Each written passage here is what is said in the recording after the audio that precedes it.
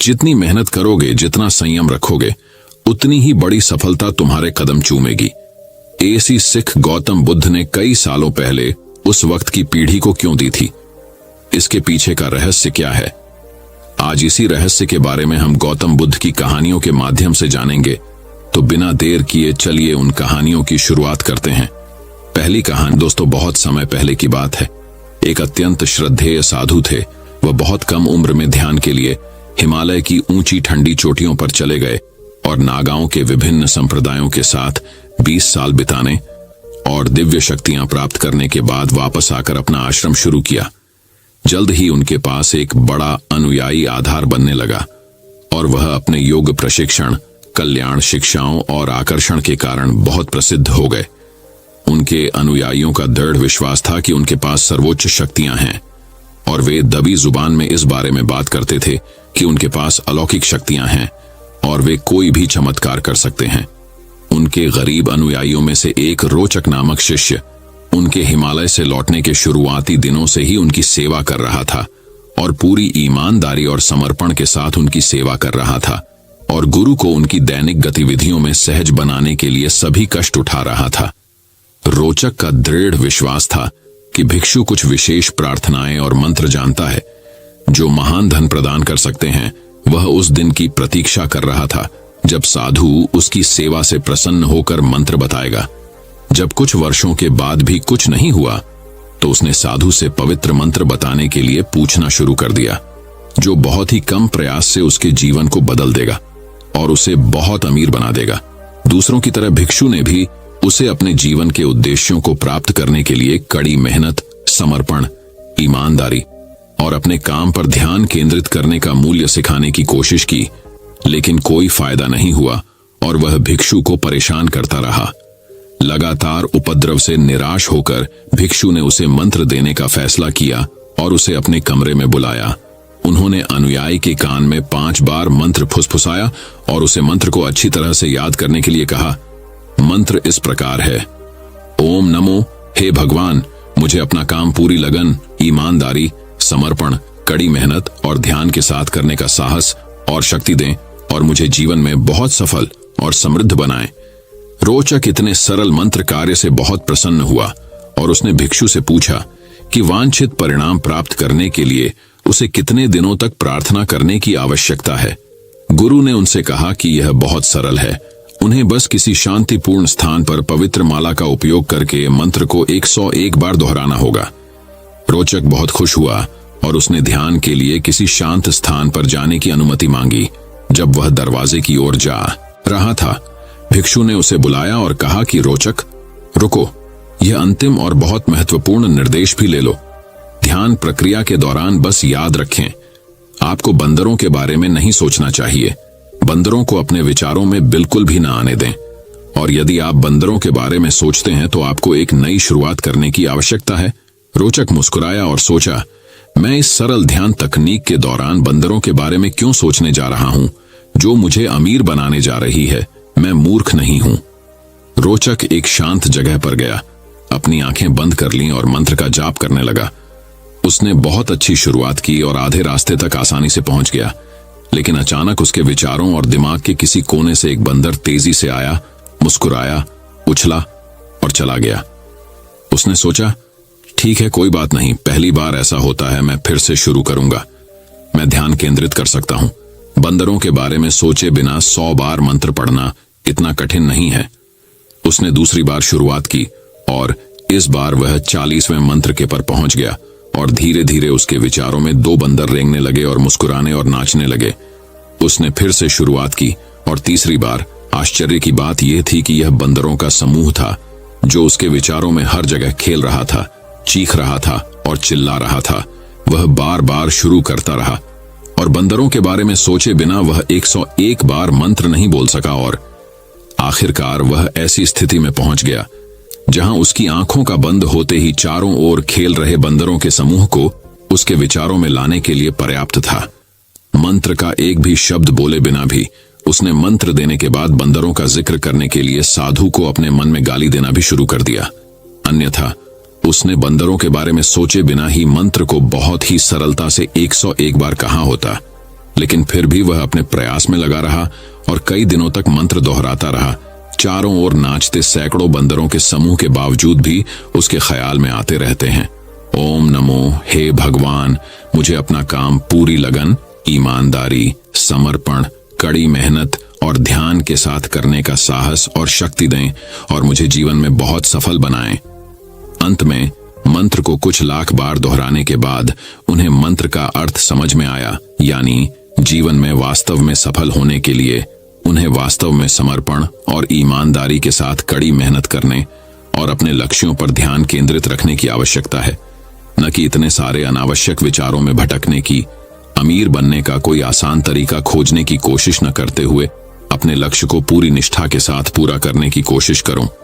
अंत में वह भिक्षु के पास गया और उसे पाठ के लिए धन्यवाद दिया और खुद को मंत्र के सार के प्रति समर्पित कर दिया, जिससे उसने अपने जीवन में आगे जाकर बहुत सफलता हासिल की।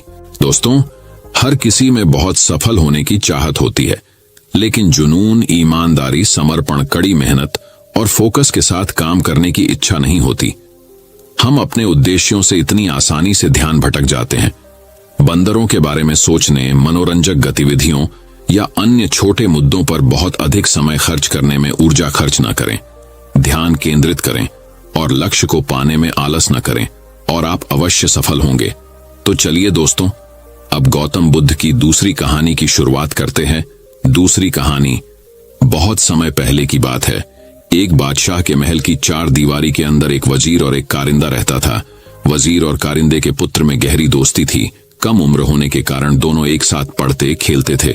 वजीर के कहने पर कारिंदे का लड़का उसके सब काम कर देता था। वह वजीर को चाचा कहकर पुकारता था। बादशाह कारिंदे के पुत्र को बहुत प्रेम करता था। बादशाह की कोई संतान नहीं थी, इसलिए वे कारिंदे के पुत्र को अपने पुत्र के समान ही समझते थे। बादशाह ने उसे महल और दरबार में आने जाने की पूरी छूट दे रखी थी। कारिंदे के पुत्र के प्रति बादशाह का प्रेम देखकर वजीर को बहुत ईर्ष्या होती थी। वजीर चाहता था कि बादशाह केवल उसके पुत्र को ही प्रेम करें। यदि बादशाह ने उसके पुत्र को गोद ले लिया तो बादशाह की मृत्यु के बाद उसका पुत्र ही राजगद्दी पर बैठेगा। वजीर की इच्छा के विपरीत बादशाह का प्रेम कारिंदे के पुत्र के प्रति बढ़ता ही गया।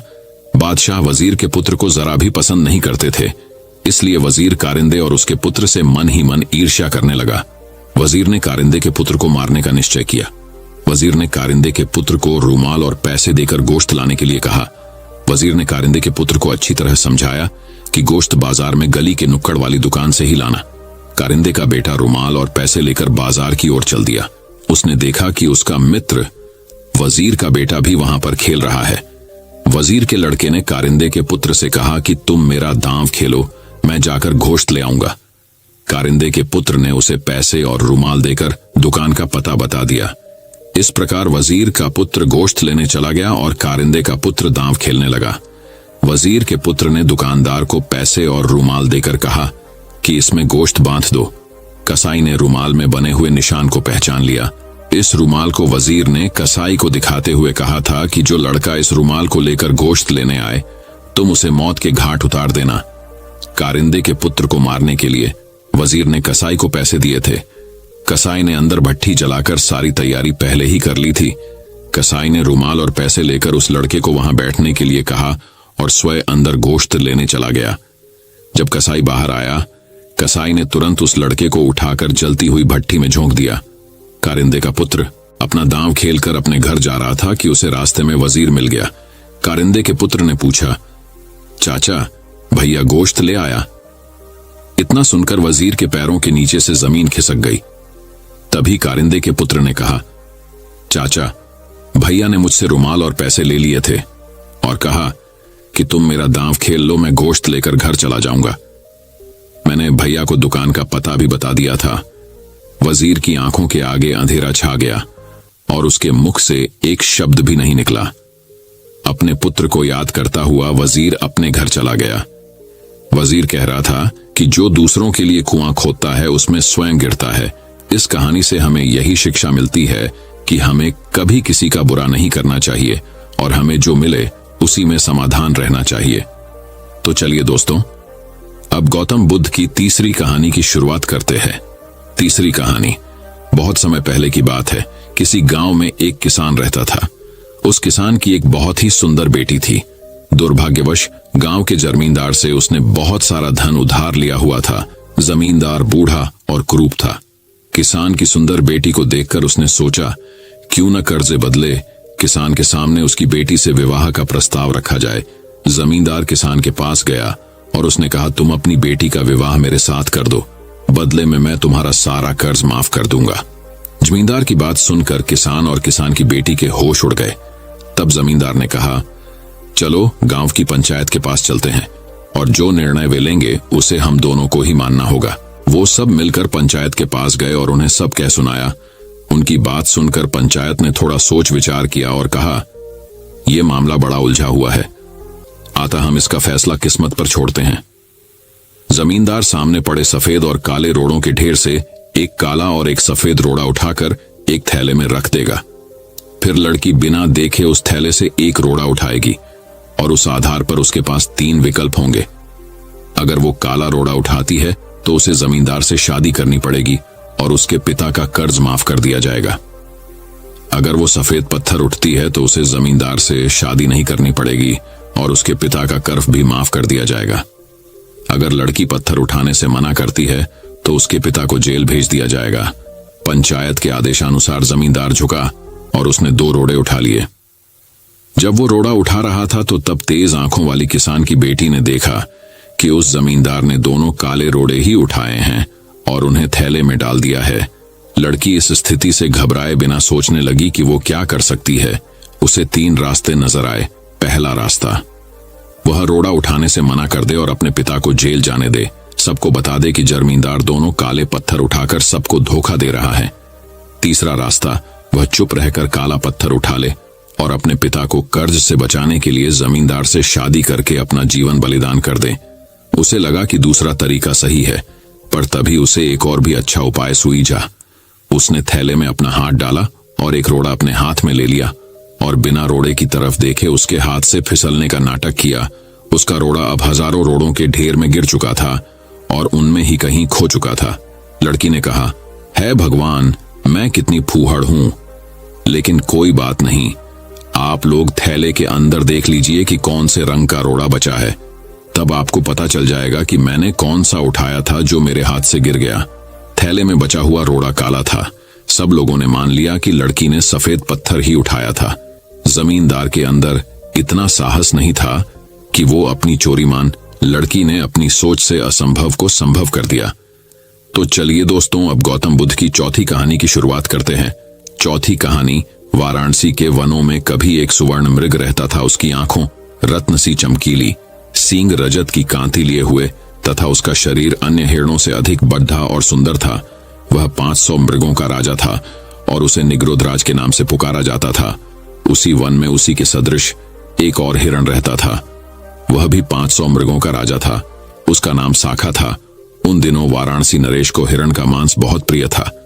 हर रोज उसे हिरण के मांस के नए नए व्यंजन खाने का शौक था। राजा के अनुचर इससे बहुत परेशान रहते थे, क्योंकि हिरण बड्ढे चौकन्ने और बड्ढी तेज चौकद्दियां भर क्षण भर में आंखों से ओझल हो चाहते थे। एक दिन राजा के आदमियों ने प्रतिदिन हिरण के पीछे न भागने का एक निदान ढूंढ निकाला। उन लोगों ने वन से नगर को जाने वाली एक पगडंडी को छोड़ सारे को चारों तरफ से घेर लिया और ढोल बाजे के साथ वन केंद्र को बढ़ने लगे।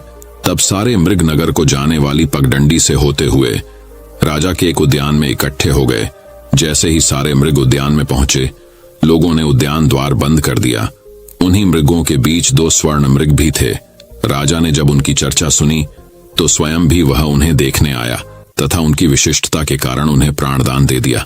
उस दिन के पश्चात जब भी राजा के अनुचर किसी हिरण को मारने आते तो उनके आगमन से डरकर हिरण जहां तहां भाग दौड़ डच करने लगते, जिसके कारण एक हिरण के स्थान पर अनेक हिरण मारे जाते या घायल हो जाते। इस आपदा से बचने के लिए हिरणों ने एक सभा की ओर तय किया कि प्रतिदिन एक हिरण राजा के घात स्थान पर स्वयं जाकर अपना बलिदान करे। राजा के अनुचरों को भी हिरणों के सहयोग से प्रसन्नता हुई और वे केवल आए हुए वध्य हिरण के ही प्राण हरते थे। एक दिन एक मादा हिरणी की बारी आई। उसके पेट में एक नन्हा हिरण पल रहा था। चूंकि वह शाखा हिरण की झुंड में रहती थी, इसलिए वह अपने राजा के पास जाकर अपने बदले किसी और को भेजने की प्रार्थना करने लगी। शाखा हिरण ने उसकी बात को यह कहते हुए ठुकरा दिया कि कानून में परिवर्तन संभव नहीं था। रोती बिलखती वह हिरनी फिर निग्रोधराज के पास पहुंची और उसके सामने भी अपनी प्रार्थना दोहराई। निग्रोधराज ने तब उसकी सहायता के लिए अपने प्राणों की बलि देना उचित समझा। अगले दिन जब राजा के अनुचरों ने वध्य स्थान पर एक स्वर्ण मृग को मरने के लिए तैयार खड्डा पाया तो उक्त घटना की सूचना तत्काल राजा को पहुंचाई। प्राणदान पाकर भी वह हिरण क्यों मृत्यु के लिए तत्पर था, इसका कारण राजा ने जानना चाहा।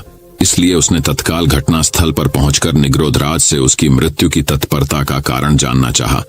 निग्रोधराज ने तब उसे गर्भिणी हिरणी की कथा सुनाई, जिसे सुनकर राजा ने उसके साथ उस गर्भवती हिरणी को भी अभयदान दिया।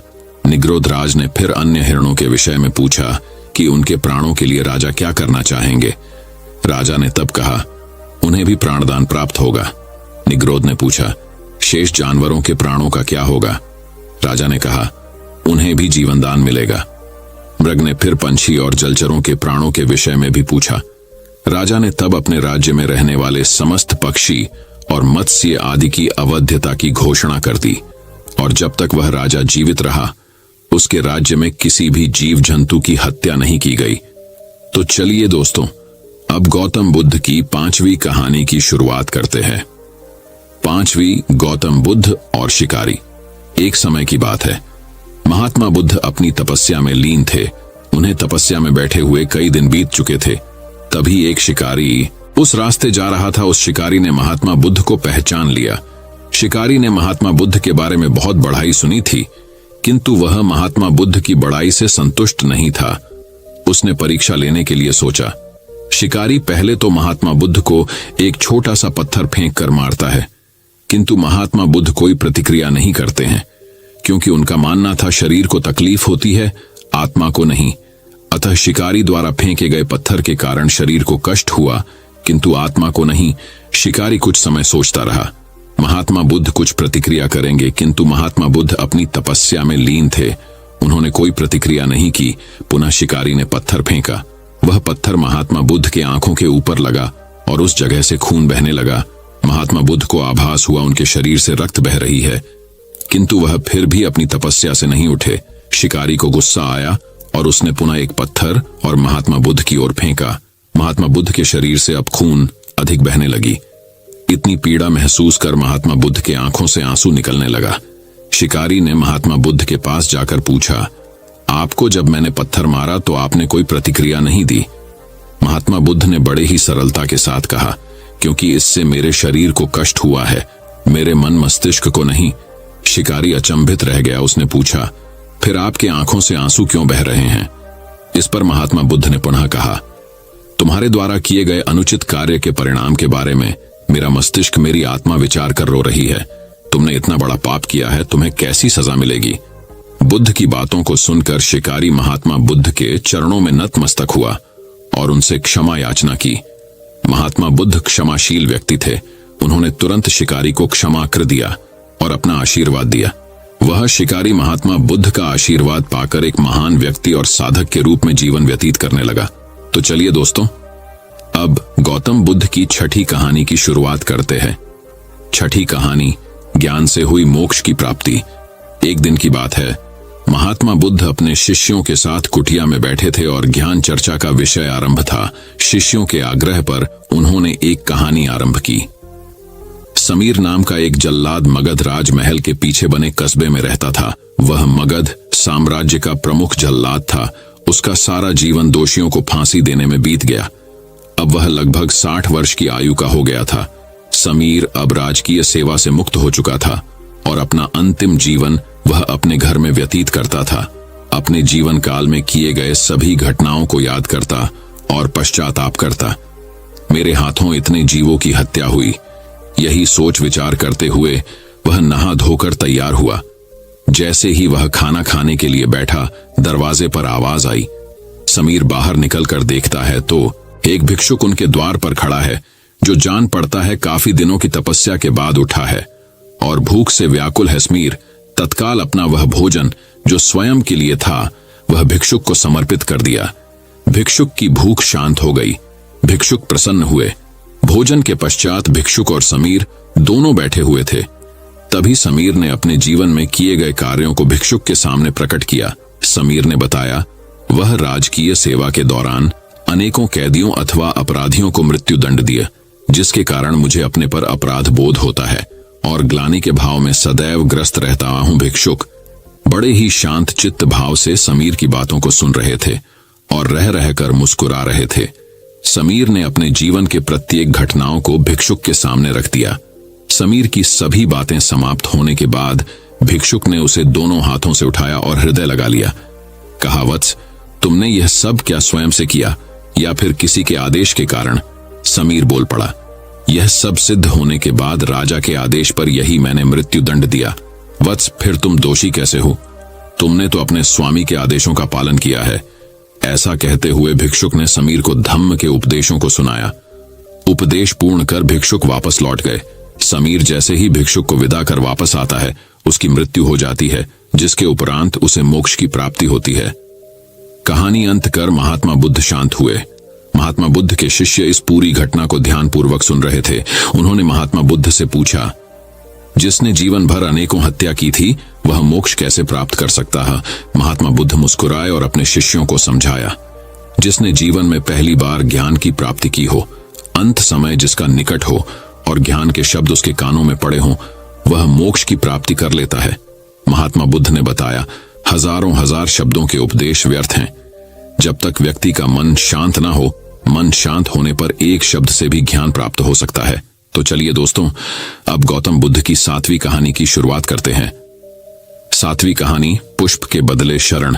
एक समय की बात है, महात्मा बुद्ध अपने शिष्यों के साथ मगध आए हुए थे। वहां एक चंदोसा नाम का मोची गांव के बाहर अपनी कुटिया बनाकर रहता था। उसके परिवार में उसकी पत्नी और 4 बच्चे रहा करते थे। चंदोसा की कुटिया के बाहर एक बड़ा सा तालाब था, जिसमें बरसात का पानी जमा हुआ करता था। चंदोसा सवेरे उठकर जब तालाब पर गया तो उसे एक कमल का पुष्प दिखाई दिया जो दिव्य था। चंदोसा ने अपनी पत्नी फुलौरी को उस पुष्प के बारे में बताया। फुलौरी शांत स्वभाव की थी और पतिव्रता भी थी। फुलौरी ने तत्काल बताया, महात्मा बुद्ध यहाँ आए हुए हैं।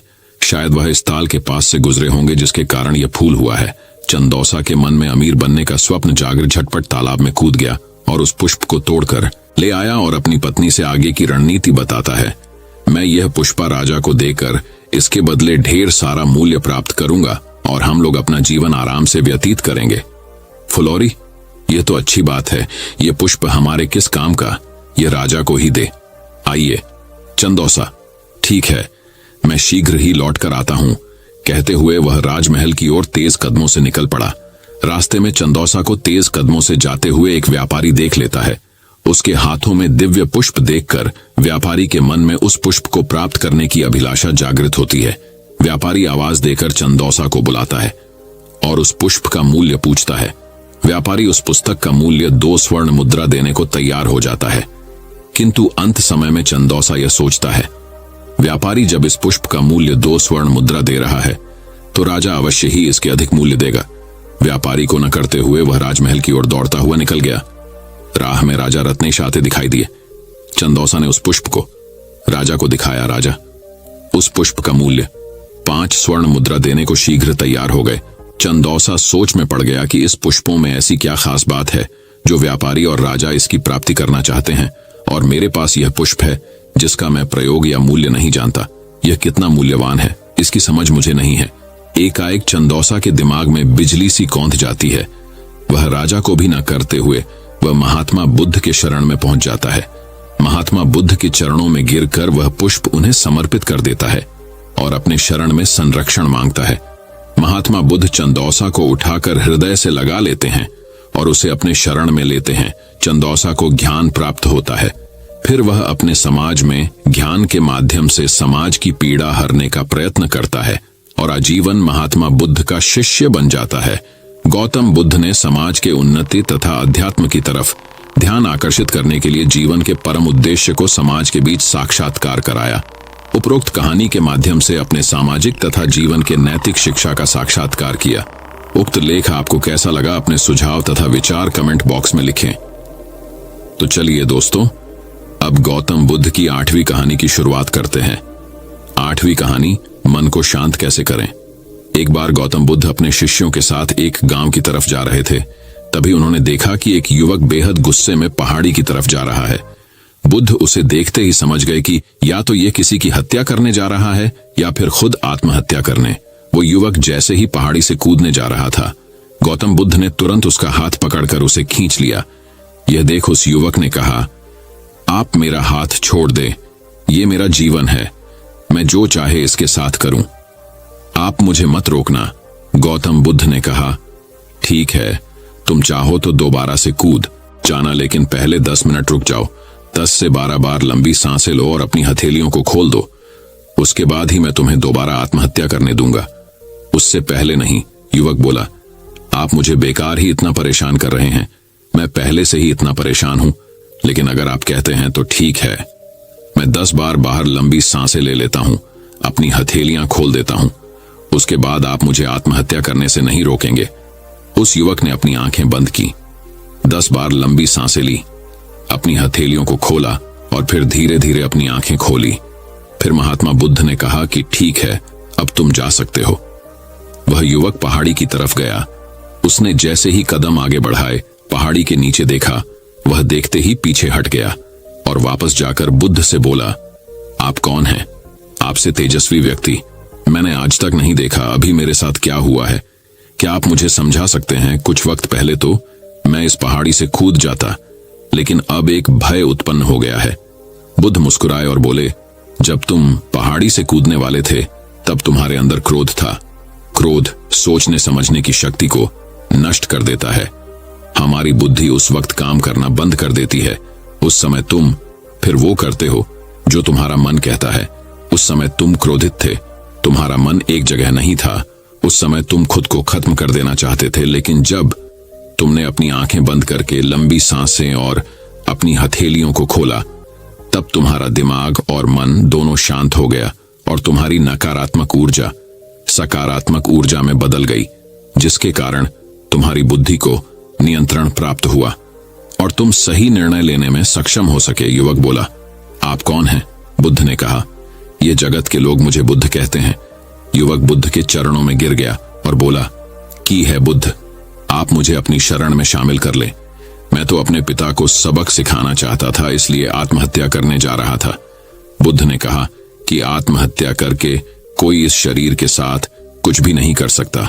जब तक हमारे पास यह शरीर है, हम कुछ भी कर सकते हैं, लेकिन यदि यह शरीर नहीं होगा तो हम कुछ भी नहीं कर सकते। युवक कहता है, आप सही कहते हैं बुद्ध, लेकिन आप नहीं जानते, मेरे पिता ने मुझे बहुत अपमानित किया है। वह मुझे हर बात पर टोकते हैं। बचपन में वो मुझसे बेहद प्रेम करते थे। उसके बाद उन्होंने मुझे शिक्षा प्राप्त करने के लिए गुरुकुल भेज दिया। मैं हमेशा सोचता था कि मैं गहन अध्ययन करके उनका नाम रोशन करूंगा और मेरे पिता यह सब देखकर बहुत खुश होंगे। जब मैं शिक्षा पूरी करके वापस आया, तब मैंने अपने पिता को बताया कि मैंने सारे शास्त्र, वेद, उपनिषद कंठस्थ कर लिए हैं और मुझसे बड़ा ज्ञानी कोई नहीं है। तब वो खुश होने की जगह मुझसे कहते हैं कि अपने आप को ज्यादा ज्ञानी होने के भ्रम में मत डालो, ना ही खुद में अहंकार लाओ। मैं तो उन्हें दिखाना चाहता था कि मैंने कितना गहन अध्ययन किया है। मैं बड़े बड़े शास्त्रार्थ में जाने लगा। सभी मेरे ज्ञान से प्रभावित होने लगे। सभी ने मुझे महान जाता माना, लेकिन मेरे पिता ने नहीं माना। वह मेरे शास्त्रार्थ के बीच पहुंच जाते और मेरे बताए गए ज्ञान में कुछ न कुछ कमी निकालते और सबके आगे मुझे अपमानित करते। वो मेरे साथ रहने वाले मित्रों को भी अपमानित करते थे, यह कहकर कि वो मेरा जीवन बर्बाद कर देंगे क्योंकि वह मेरा साथ देते थे, मेरे ज्ञान की प्रशंसा करते थे। मैं समझ नहीं पा रहा था कि वह ऐसा क्यों कर रहे हैं। तब मेरे मित्रों ने मुझसे कहा क्योंकि वो मेरे जितना ज्ञान अर्जित नहीं कर पाए, इसलिए वो मुझसे ईर्ष्या करते हैं। एक दिन मेरी उपाधियों के कारण मेरे मित्रों ने मुझे मदिरापान कराया। ये बात मेरे पिताजी को पता चल गई। वो ढूंढते ढूंढते वहां पहुंच गए और मुझे वहां सबके सामने थप्पड़ मार दिया। मुझे बहुत अपमानित महसूस हुआ।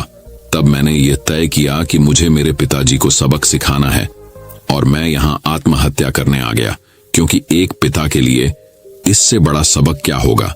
जब वह अपने बेटे की अर्थी को उठाएंगे, तब उन्हें एहसास होगा कि उन्होंने क्या गलती की है। बुद्ध मुस्कुराए और बोले, मुझे एक बताओ, जो ज्ञान तुम्हें आत्महत्या करने के लिए प्रेरित करे, तो वो ज्ञान किस काम का? वो कहां से अच्छा हुआ जो तुम्हें एक गलत काम को करने से नहीं रोक पा रहा? युवक ने कहा, आप सही कहते हैं बुद्ध। अब मैं खुद अज्ञानी सा महसूस कर रहा हूं। आप मुझे अपनी शरण में ले, मैं आपसे ज्ञान प्राप्त करना चाहता हूं। बुद्ध ने कहा, तुम मेरे साथ 4 दिनों तक रहना और उसके बाद अपने पिताजी के पास जाना। अपने पिता के घर तुम मध्य रात्रि के बाद जाना और बिना किसी हलचल के चुपचाप भीतर जाना, तब तुम्हें जीवन का सबसे पहला ज्ञान मिलेगा। वो युवक 4 दिनों तक बुद्ध के पास रहा और उसके अगले दिन पिता के पास चला गया। जब मध्य रात्रि वो अपने घर पहुंचा तो उसने देखा कि उसकी माताजी बिस्तर पर बहुत बीमार पड़ी है और युवक के पिता से कहती हैं कि तुम्हारी सख्ती के कारण आज मेरा बेटा मुझसे दूर है। अगर तुम इतने सख्त नहीं होते तो आज घर छोड़कर नहीं जाता। वो युवक अपनी पिता की तरफ देखता है। वो देखता है कि जिनकी आंख में आज तक आंसू नहीं देखे थे, आज वो नम आंखों के साथ बैठे हैं। उसके पिता कहते हैं, मैं उसे दुख नहीं देना चाहता था, बस उसके अंदर अहंकार ना आए। उसे दूर करता था, तभी उसके अंदर की कमियों को वहां जाकर बताता था, ताकि मुझे सुन कोई और भी उसे उसकी कमी बता सके और उसे अपने ज्ञान पर कभी घमंड ना हो, क्योंकि व्यक्ति का अहंकार उसे हमेशा ले डूबाता है। लेकिन उस भीड़ में मेरे सिवा कोई नहीं होता था जो उसको उसकी गलतियों के बारे में बताए। तब मैंने तय किया कि मैं उसे उसकी गलतियों से अवगत कराऊंगा। लेकिन वो मेरी ना सुनकर हमेशा अपने मित्रों की सुनता था। और एक दिन जब उसने मदिरा पान किया, तब मेरा दिल दुखा और तब मुझे लगा कि शायद मेरी परवरिश में कोई कमी थी। मैं ही एक अच्छा पिता नहीं बन सका जो मेरे बेटे ने ऐसा किया। लेकिन तुम चिंता मत करो, मैं उसे कहीं से भी ढूंढ कर ले आऊंगा। जितना प्रेम तुम मुझसे करती हो, उससे ज्यादा मैं उससे करता हूं। युवक की माता कहती है कि मैंने उसे हर जगह ढूंढा, लेकिन वो कहीं नहीं मिला। मेरा मन कहता है कि यहां से कुछ दूर एक गांव में गौतम बुद्ध रुके हैं, वह जरूर वही होगा। तुम उसे वहां जाकर देखो। ये सारी बातें युवक वहीं खड़ा होकर सुन रहा था। उसकी आंखों से आंसू बह रहे थे। वो चुपचाप वहां से चला गया और गौतम बुद्ध के पास पहुंचा और बुद्ध से बोला, हे बुद्ध, अगर आपने मुझे उस दिन आत्महत्या करने से नहीं रोका होता तो मुझसे कितना बड़ा पाप हो जाता। बुद्ध ने युवक से कहा, इस जीवन की सबसे बड़ी गलती आत्महत्या करना है। ये जीवन तुमने खुद नहीं लिया है, उसे तुम्हें दिया गया है, तो तुम्हें कोई हक नहीं कि उसे खुद से नष्ट करो। कल सुबह तुम्हारे पिता यहां वापस आएंगे, कल सुबह तुम उनके साथ जाकर उनके आरण को उतारना। युवक ने कहा, हे महात्मा बुद्ध, मुझे मेरा सारा ज्ञान व्यर्थ ही लगता है। आप सत्यता को उजागर करते हैं। मैं आपके साथ रहकर आपसे ज्ञान प्राप्त करना चाहता हूं। मुझे अपने संघ में आप शामिल कर लें। बुद्ध ने कहा, कल सुबह जब तुम्हारे पिता आएंगे तब तुम उनसे बातचीत करना और उनसे आज्ञा लेना, और तब तुम्हें लगे कि तुम्हें ज्ञान प्राप्ति की जरूरत है तो संघ के दरवाजे सभी के लिए खुले रहते हैं। चलिए दोस्तों, अब गौतम बुद्ध की 9वीं कहानी की शुरुआत करते हैं। 9वीं कहानी, किसान की समस्या। सालों पहले गुमथा गांव में रहने वाला एक किसान काफी दुखी था। वो अपनी जीवन की छोटी छोटी परेशानियों को लेकर उदास रहता था और अपने दुख के बारे में लोगों को बताता फिरता था। एक दिन उसे किसी ने सलाह दी कि तुम गौतम बुद्ध के पास चले जाओ, वे तुम्हारी समस्याओं का कोई ना कोई हल जरूर निकाल देंगे। उस व्यक्ति की बात सुनते ही दूसरे दिन वो किसान सीधे महात्मा बुद्ध के पास पहुंच गया। गौतम बुद्ध के पास पहुंचकर उन्हें प्रणाम करते हुए उसने बताया कि मैं एक किसान हूं और मैं खेती करके जीवन यापन करता हूं। मैं यहां अपनी समस्याओं का समाधान लेने के लिए आया हूं। दरअसल कई बार हमारी फसल अच्छी होती है तो कभी बिल्कुल भी नहीं होती। इससे मैं बहुत परेशान हो जाता हूं। इतना कहने के बाद किसान ने आगे कहा कि मेरी पत्नी है और वो मुझसे बेहद प्रेम करती है, पर कभी कभी वो मुझे बहुत परेशान करती है। उससे मैं तंग आ गया हूं और कभी कभी लगता है कि अगर वो मेरे जीवन में नहीं आती तो मैं कितने अच्छे से रहता। इस तरह वह अपनी सारी परेशानियां महात्मा बुद्ध को सुनाता रहा और वो उसकी बातें सुनते रहे। जब तक किसान बात कर रहा था तब तक गौतम बुद्ध एक शब्द भी नहीं बोले। वो बस ध्यान से किसान की ही बातें सुन रहे थे। परेशानी बताते हुए किसान बोलता है कि मेरा एक बच्चा भी है, वो है तो काफी अच्छा, पर कई बार मुझे परेशान करता है और मेरा कहना नहीं मानता था। ऐसे व्यवहार से मुझे लगता है कि वो मेरा बच्चा नहीं है। ऐसा कहते हुए किसान अपनी सारी परेशानी को बताता गया। इस तरह किसान ने अपने जीवन का सब कुछ जो उसे सताता था और दुखी करता था वो गौतम बुद्ध को बता दिया। तब गौतम बुद्ध बोले, मैं तुम्हारी किसी तरह से भी मदद नहीं कर सकता। किसान ने महात्मा बुद्ध से ऐसे जवाब की उम्मीद नहीं की थी। वो उनका जवाब सुनकर हैरान हो गया। उसे अपने कानों पर भरोसा नहीं हो रहा था। उसने भगवान बुद्ध से पूछा कि ये आप क्या बोल रहे हैं? क्या आप मेरी समस्याओं का समाधान नहीं कर सकते? मैंने सुना है कि आप सभी की समस्याओं का समाधान करते हैं, तो मेरी समस्याओं का क्यों नहीं करेंगे? महात्मा बुद्ध इस बात पर किसान से कहते हैं कि आपके जीवन में जितनी कठिनाइयां हैं उतनी हर किसी के जीवन में होती है और सबको अपनी छोटी समस्याएं भी बढ़ती लगती हैं। आपके जीवन में कोई ऐसी समस्या नहीं है जो दूसरों को न हो। हर व्यक्ति को अपने जीवन में सुख दुख का सामना करना पड़ता है। हम चाहे जितनी भी कोशिश कर लें, लेकिन हमारे जीवन में सुख और दुख दोनों आएंगे ही आएंगे। कई बार हमारे अपने हमें बेगाने लगने लगते हैं, तो कई बारी बेगाने हमें अपने लगने लगते हैं। सभी का जीवन ऐसी समस्याओं से घिरा हुआ है जिसका कोई समाधान नहीं है। अगर किसी के जीवन से एक समस्या जाती है तो दूसरी समस्या आ जाती है। ऐसे में तुम एक समस्या का आज समाधान कर लोगे तो तुम्हें कल दूसरी समस्या का सामना करना पड़ेगा। यही जीवन का एक अटल सत्य है। बुद्ध की बातें सुनकर किसान को गुस्सा आ जाता है और वो उन्हें बोलता है कि लोग आपको महात्मा कहते हैं।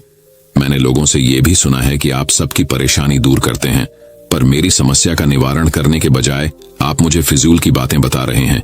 मैं आपके पास बहुत उम्मीद लेकर आया था, पर अब मुझे लग रहा है कि आपके पास मेरा आना व्यर्थ हुआ। मैंने जो भी आपके बारे में सुना था वो सब झूठ है। महात्मा बुद्ध को इतना कहकर किसान वहां से जाने लगता है। तभी उससे भगवान बुद्ध कहते हैं कि तुमने जो समस्याएं बताई हैं उनका मैं समाधान नहीं कर सकता, पर मैं तुम्हारी दूसरी परेशानी का निवारण कर सकता हूं। बुद्ध की बातें सुनकर किसान हैरान हो गया और बुद्ध से कहता है कि मैंने जो समस्या बताई उसके अलावा मुझे कोई और समस्या नहीं है, और है भी तो मुझे उसका ज्ञान क्यों नहीं है? बुद्ध उनसे कहते हैं कि आपकी समस्या यह है कि आप नहीं चाहते हैं कि आपके जीवन में किसी तरह की समस्या हो, खुद को किसी तरह की समस्या न हो। ये सोच रखना ही दूसरी समस्याओं का कारण बनता है। आपको यह स्वीकार कर लेना चाहिए कि हर व्यक्ति के जीवन में किसी न किसी तरह की समस्या होती है। ये सोचना छोड़ दो कि आप इस दुनिया के सबसे दुखी इंसान हो। आपको अपने आसपास के लोगों को देखना चाहिए, क्योंकि बाकी लोग भी किसी न किसी चीज से परेशान और दुखी हैं। जीवन में सुख और दुख आकर ही रहेंगे, उसे कोई नहीं बदल सकता। बस तुम्हें दोनों ही स्थिति में खुद को काबू में रखना होगा। इससे दुख का असर तुम पर ज्यादा नहीं होगा। ऐसे में तुम्हें यह सोचना छोड़ देना होगा कि तुम्हारे जीवन में समस्या ना हो, तभी तुम हर समस्या का आसानी से सामना कर पाओगे। बुद्ध की बातें सुनकर किसान उनके पैरों पर गिर गया और उनसे माफी मांगने लगा। वो समझ चुका था कि महात्मा बुद्ध उससे क्या कहना चाह रहे हैं। कहानी से सीख, हमें अपनी छोटी छोटी परेशानियों के लिए किसी से शिकायत नहीं करनी चाहिए, बल्कि उन परेशानियों का खुद से सामना करना चाहिए। दोस्तों, मैं उम्मीद करता हूं कि यह कहानी सुनने से आपके जीवन में अच्छे बदलाव आए होंगे। आपको इस वीडियो से क्या सीखने मिला ये कमेंट करके जरूर बताएं, और अपने परिवार, दोस्तों या आपके करीबी इंसान के साथ ये कहानी शेयर करके उन्हें भी इस ज्ञान से परिचित करवाएं। बाकी अगर आपको ये वीडियो दिल से अच्छी लगी हो तभी इस वीडियो को लाइक कर देना, और आपने अब तक इस चैनल को सब्सक्राइब न किया हो तो चैनल को सब्सक्राइब भी जरूर कर देना। आपका हर दिन शुभ हो और खुशियों से आपका जीवन भरा रहे। धन्यवाद।